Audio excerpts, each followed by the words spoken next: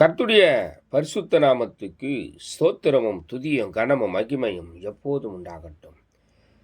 இந்த நல்ல 9ஆம் மாதம் 12ஆம் தேதியை காண செய்த தேவாதி தேவனுக்கு கொடான கொடி ஸ்தோத்திரம்.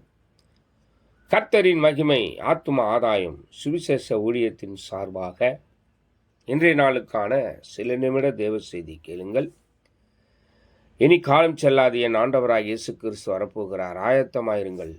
அநேகரை ஆயத்தப்படுத்தி ஆண்டவர் பக்கமாய் திருப்புங்கள். பக்கத்துணையாய் கர்த்தர் எப்போதும் உங்களுடனே கூடவே இருப்பார். விசேஷமாக எரேமியா 29ஆம் அதிகாரம் 11ஆம் வசனம் சொல்லுகிறது,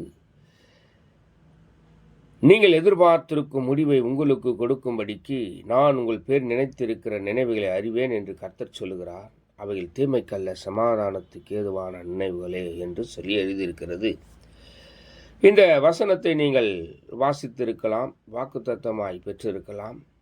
மீண்டுமாக இது உங்கள் சிந்தனைக்கு கர்த்தர் மீண்டுமாக இதை உறுதிப்படுத்துகிறார். அநேக தர இந்த வசனத்தை நம்ம வாசித்திருப்போம், கேட்டிருப்போம், படித்திருப்போம், இதை தியானம் பண்ணியிருப்போம்.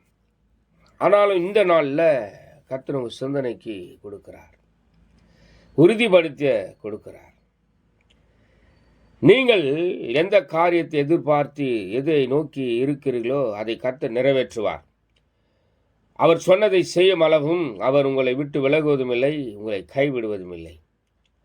சமாதானமும் சந்தோஷம் மகிழ்ச்சியும் அடைவீர்கள். இது நிமித்தம் தேவ கிருபை, தேவ மகிமை, தேவ ஆளுக உங்கள் கூடவே இருந்து நீங்கள் எதிர்பார்த்து இருக்கிற காரியத்தை நிறைவேற்றும். ஆமென். God bless you. God bless you.